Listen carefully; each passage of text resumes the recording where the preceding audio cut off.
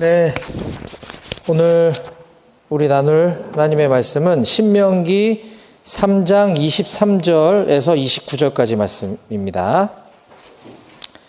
오늘은 PPT가 없으니까 우리 성경을 좀 찾으면서 같이 좀 봤으면 좋겠습니다. 신명기 3장 23절에서 29절입니다. 네, 찾으셨으면 같이 맞춰서 읽어보겠습니다. 시작. 그때에 내가 여호와께 간구하기를 주 여호와여, 주께서 주의 크심과 주의 권능을 주의 종에게 나타내시기를 시작하셨사오니 천지간에 어떤 신이 능히 주께서 행하신 일, 곧 주의 큰 능력으로 행하신 일같이 행할 수 있으리이까?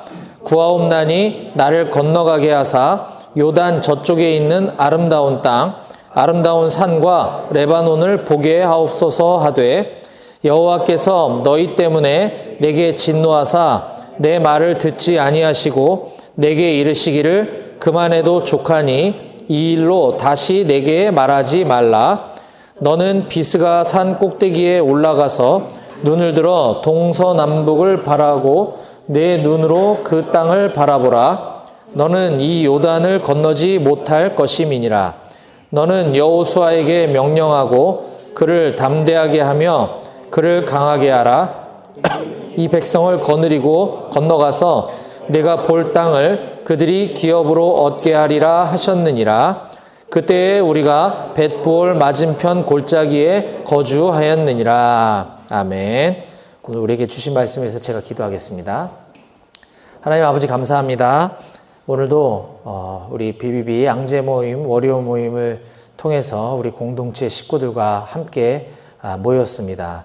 이 시간 우리가 하나님의 말씀을 듣고 또 순에서 말씀을 나눌 때 주님께서 우리 공동체와 우리 각 사람에게 하시는 말씀을 우리가 잘 듣고 주님 말씀에 순종하는 우리 모든 동역자들 될 수 있도록 도와주시옵소서.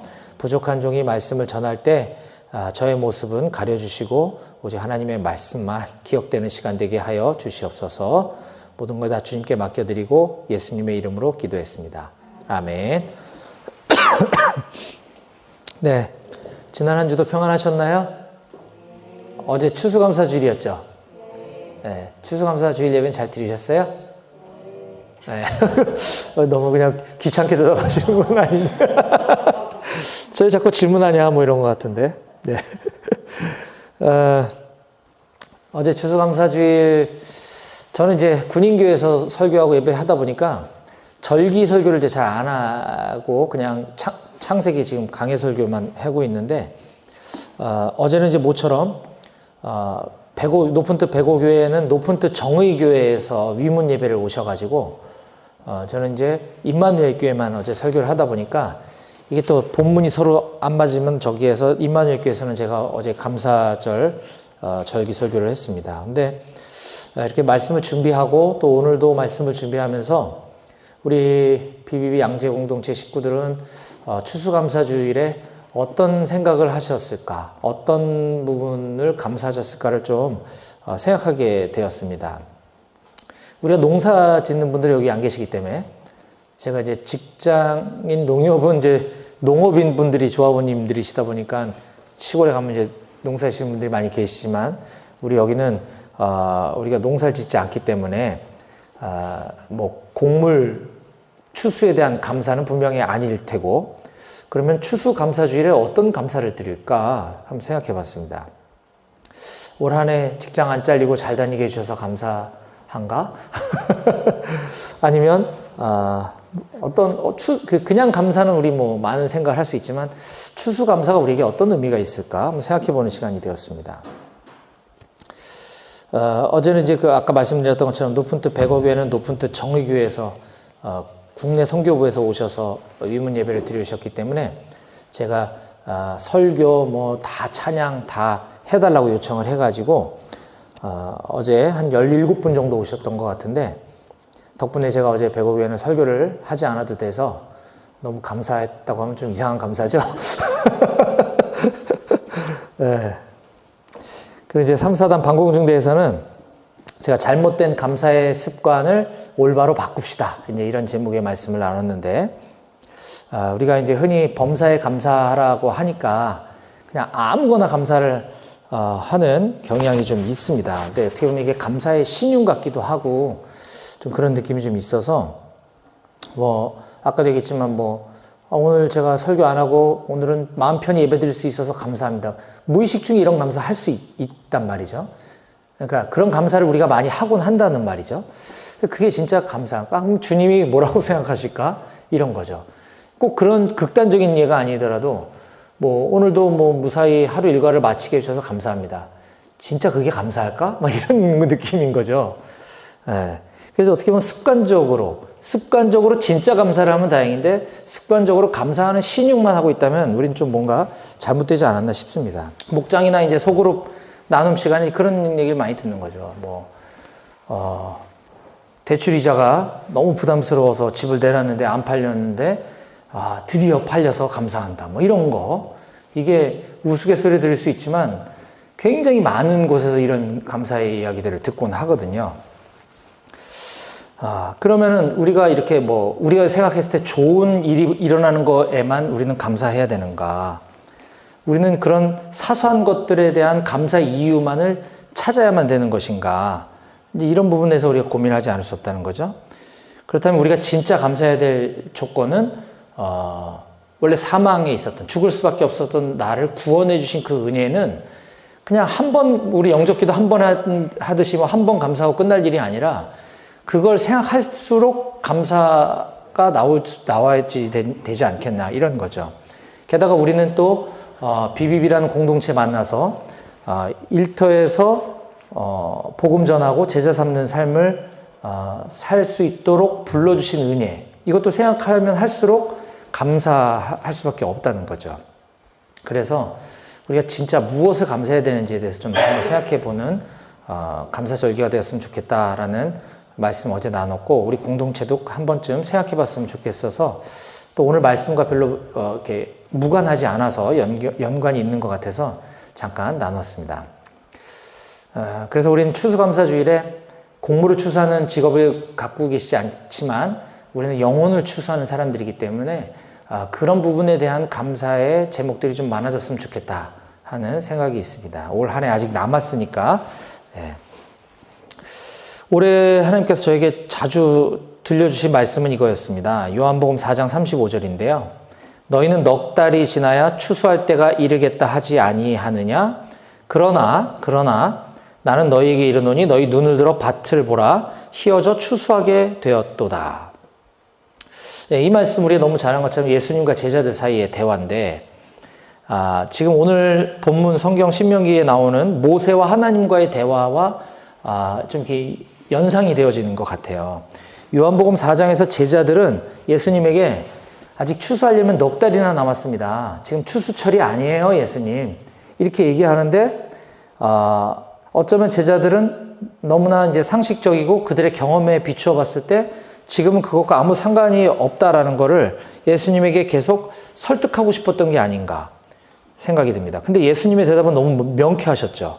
아니, 그렇지 않아.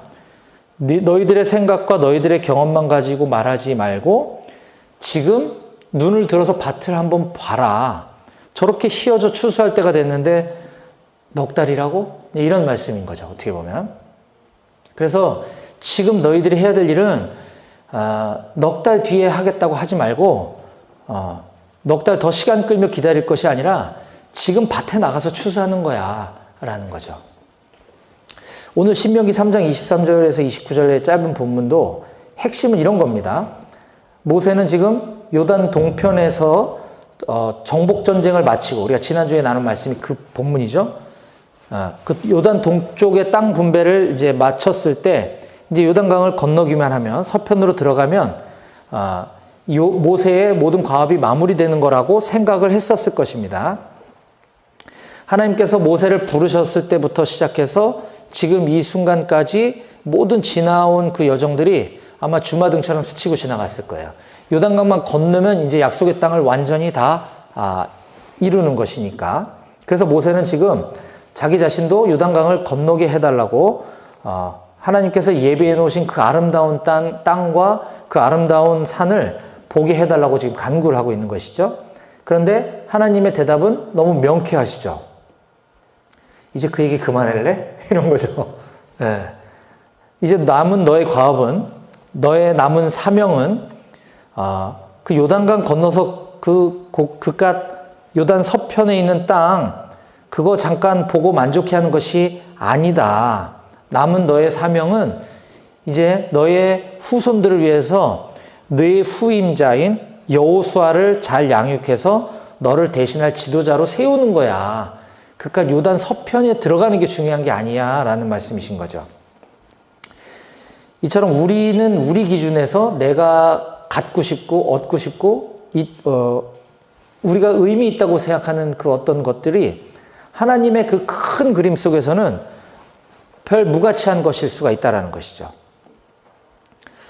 자, 그러면 이제 오늘 본문 말씀 조금 더 자세히 함께 들어가 보도록 하겠습니다.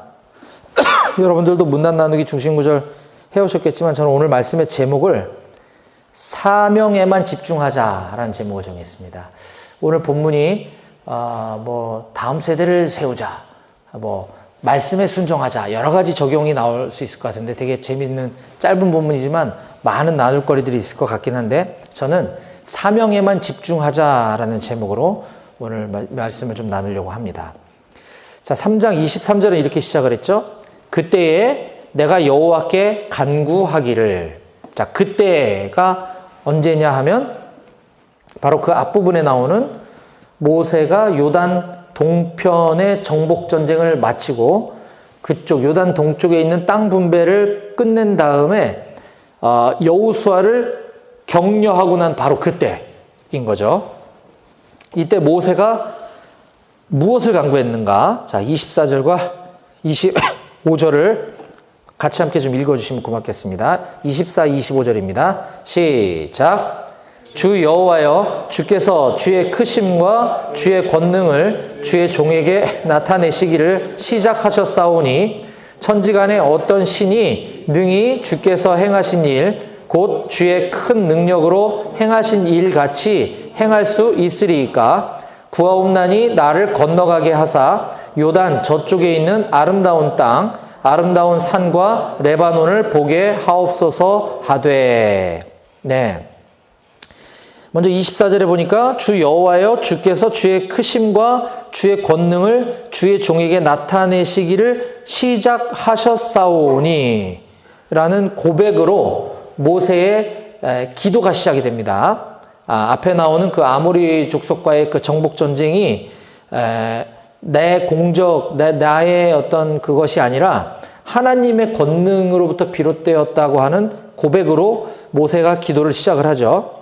자, 그러면서 그 사건은 이제부터 하나님께서 가나안 땅에 입성하게 해주시겠다고 하는 그 약속을 이뤄 가실 것을 분명히 확신하고 그것의 시작이다라고 기도를 하고 있는 것입니다. 자, 그리고 25절에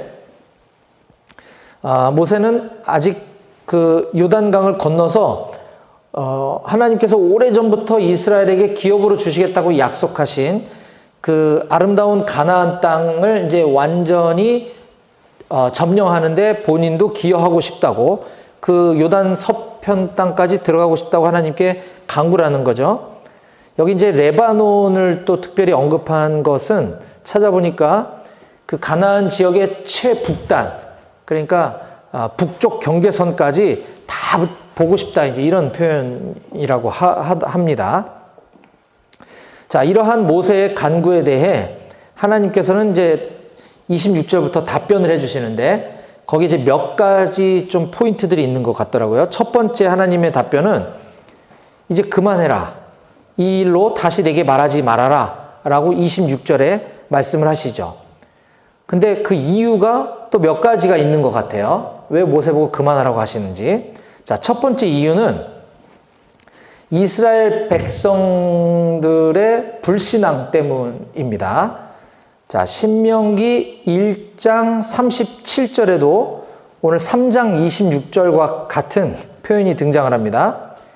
여호와께서 너희 때문에 내게도 진노하사 이르시되 너도 그리로 들어가지 못하리라 라고 이제 모세가 신명기 1장 37절에도 기록하고 3장 26절에도 기록을 해놓은 것인데 이 사건은 공부해 오셔서 아시겠지만 민수기 20장을 배경으로 하고 있죠. 자, 민수기 20장을 한번 찾아보겠습니다. 민수기 20장 1절부터 5절까지를 제가 빠르게 읽어드릴게요. 민수기 20장 1절에서 5절. 첫째 달에 이스라엘 자손 곧 온 회중이 신광야에 이르러 백성이 가데스에 이르더니 미리암이 거기서 죽음에 거기에 장사되니라. 회중이 무리 없으므로 모세와 아론에게로 모여드니라. 백성이 모세와 다투어 말하여 이르되 우리 형제들이 여호와 앞에서 죽을 때 우리도 죽었더라면 좋을 뻔하였도다. 너희가 어찌하여 여호와의 회중을 이 광야로 인도하여 우리와 우리 짐승이 다 여기서 죽게 하느냐? 너희가 어찌하여 우리를 애굽에서 나오게 하여 이 나쁜 곳으로 인도하였느냐? 이 나쁜 곳으로 인도하였느냐? 이곳에는 파종할 곳이 없고 무화과도 없고 포도도 없고 석류도 없고 마실 물도 없도다. 모세에게 대항한 듯 하지만 이것은 하나님에 대한 불평이고 불신앙인 거죠. 이것 때문에 이 하나님께서는 모세의 간구에 대해서 거절하신다라는 3장 26절의 표현이었고요. 또 두 번째 이유는 모세의 잘못 때문입니다.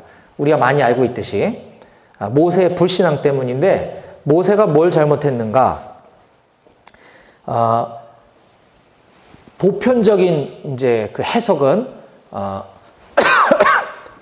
하나님께서 반석에게 명하라고 했을 때 반석을 친 것 때문에 이제 불신앙했다, 불순종했다. 이게 이제 보편적인 거고요. 또 거기에 또 몇 가지 다양한 해석들이 존재합니다. 자, 그런데 그거를 성경에 그 장면을 기록하고 있는 곳이 여러 군데가 나와요. 그걸 좀 따라가 보면 조금 새로운 것들을 좀 관찰할 수가 있는데, 자, 민수기 20장 7절, 8절을 한번 찾아봅니다. 20장 7절, 8절에 보면 이런 말씀이 있어요. 여호와께서 모세에게 말씀하여 이르시되 지팡이를 가지고 내 형 아론과 함께 회중을 모으고 그들의 목전에서 너희는 반석에게 명령하여 물을 내라 하라. 너희는 반석에게 명령하여 물을 내라 하라. 내가 그 반석이 물을 내게 하여 회중과 그들의 짐승에게 마시게 할지니라. 라고 여호와께서 모세에게 말씀을 하셨죠. 그런데 11절에 보니까 모세가 그의 손을 들어 그의 지팡이로 반석을 2번 치니 물이 많이 솟아나오므로 회중과 그들의 짐승이 마시니라.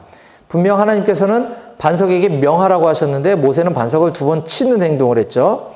자, 이런 모세의 행위를 하나님은 이렇게 평가하십니다. 12절입니다. 12절. 여호와께서 모세와 아론에게 이르시되 너희가 나를 믿지 아니하고 이스라엘 자손의 목전에서 내 거룩함을 나타내지 아니한 고로 너희는 이 회중을 내가 그들에게 준 땅으로 인도하여 드리지 못하리라 하시니라. 지금 이 사건을 오늘 신명기 3장에서 이제 모세가 얘기하고 있는 것인데, 명하라고 했는데 바위를 친 건 불순종인 건 너무나 명확하죠. 근데 그거에 대한 해석이 좀 아리송하죠. 모세가 너와 아론이 나를 믿지 아니하였다. 그리고 이스라엘 자손의 앞에서 내 거룩함을 나타내지 아니했다. 이런 표현을 하십니다. 자, 이 부분에 대해서도 또 여러 똑같은 표현이 또 나오는데 민수기 27장 14절 한번 찾아봅니다. 27장 14절. 이는 신광야에서 회중이 분쟁할 때에 너희가 내 명령을 거역하고 그 물가에서 내 거룩함을 그들의 목전에 나타내지 아니하였음이니라. 또 이제 신명기 32장 51절에 보면 신명기 32장 51절.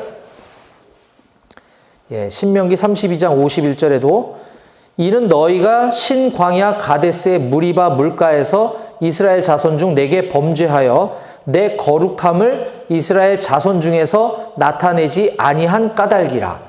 이게 자꾸만 내 거룩함을 이스라엘의 목전에서 그들의 자손 중에서 나타내지 아니했다라는 말씀을 자꾸 하세요. 이게 뭘까? 무슨 의미일까? 이 부분에 대해서 시편 기자가 해석해 놓은 데가 있습니다. 시편 106편 32절 33절을 먼저 찾으시는 분이 읽어주시면 감사하겠습니다. 시편 106편 32, 33절.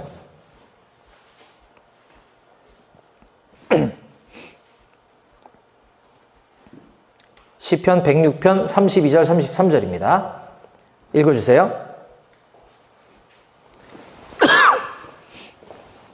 그들이 또 무리바 물에서 여호와를 노하시게 하였으므로 그들 때문에 재난이 모세에게 이르렀나니 이는 그들이 그의 뜻을 거역함으로 말미암아 모세가 그의 입술로 망령되이 말하였음이로다. 네, 아멘. 감사합니다. 여기 좀 색다른 표현이 등장하죠. 앞서는 민수기랑 신명기에서는 이스라엘 자손의 앞에서 내 거룩함을 나타내지 아니했다라고 했는데 시편 106편에는 모세가 그의 입술로 망령되이 말하였다 이런 표현이 등장을 합니다. 그럼 모세가 뭔 말을 했길래 망령되이 말했다고 하는 것일까? 다시 민수기 20장 10절로 와보면요. 민수기 20장 10절입니다. 모세와 아론이 회중을 그 반석 앞에 모으고 모세가 그들에게 이르되 반역한 너희여 들으라. 우리가 너희를 위하여 이 반석에서 물을 내리야 하고 라고 이야기를 합니다. 자, 그 앞에 8절에서는 하나님께서 심플하게 반석에게 명하여 물을 내라 이렇게만 말씀하셨어요. 그렇죠? 근데 모세는 거기다가 쓸데없는 말을 잔뜩 덧붙이죠. 네. 이 반역한 자식들 잘 들어. 우리가 니네 위해서 반석에서 물을 내야 되겠냐? 이런 거죠. 네. 그래서 모세는 하나님의 명령에 반석을 친 것도 불순종의 이유지만 이런 불필요한 망령되이 말한 것으로 말미암아 나를 믿지 아니하였다라고 평가하시고 또 이스라엘의 목전에서 나의 거룩함을 나타내지 아니하였다라고 성경이 설명을 해주고 있는 것이죠. 이것이 모세의 잘못이다. 모세의 죄다.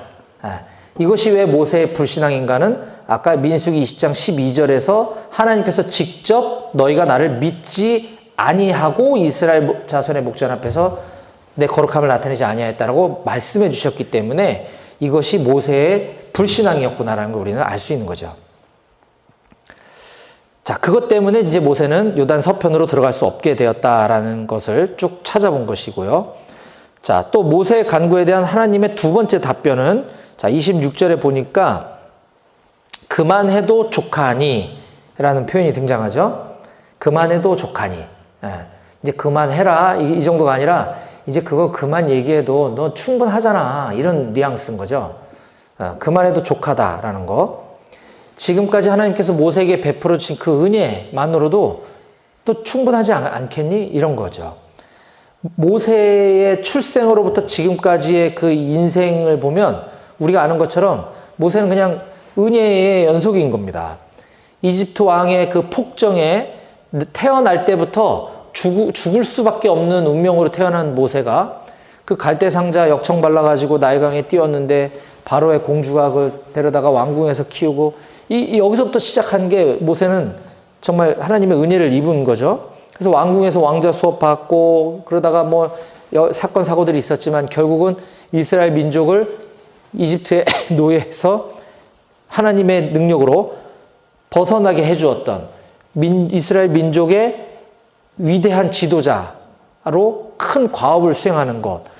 출생부터 여기까지 이 정도만 해도 어마어마한 은혜를 이미 입었던 거죠. 근데 거기에다가 하나님과 모세와의 관계는 다른 경쟁자가 있나 싶을 정도로 굉장히 친밀한 관계였었죠. 하나님과 얼굴을 맞대고 대화를 나눌 수 있는 사이였고 또 하나님께서 이스라엘 백성들의 그 불순종 우상 숭배에 하나님께서 진노해버리시겠다고 했을 때 모세가 기도하면 하나님이 진노를 거둬주실 정도로 그 정도로 하나님과 아주 친밀한 정말 너무너무나 부러운 그런 삶을 살았던 게 바로 모세란 말이죠. 이보다 더 큰 은혜가 어디 있겠냐는 거죠. 그 요단강 건너가는 건 뭐 그렇게 중요하니 이런 거죠.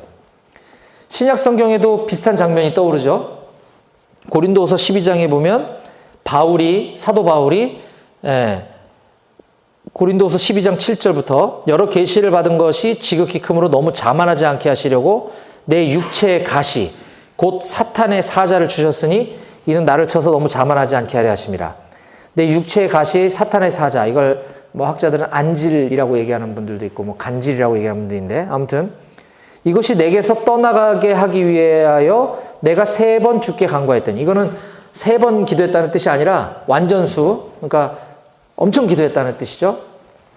그랬더니 나에게 이르시기를 내 은혜가 네게 족하도다. 예. 이런 응답을 받고 나서 이제 아브라함이란다. 사도 바울은 그걸 받아들이고 더 이상 그것 때문에 힘들어하지 않는 모습을 우리가 볼 수 있습니다. 사도 바울이 얼마나 큰 은혜를 받은 사람인가, 뭐 더 이상 설명하지 않아도 우린 너무너무나 잘 알고 있죠. 이때도 하나님은 모세처럼 사도 바울에게 내 은혜가 내게 족하다라고 말씀하고 계십니다.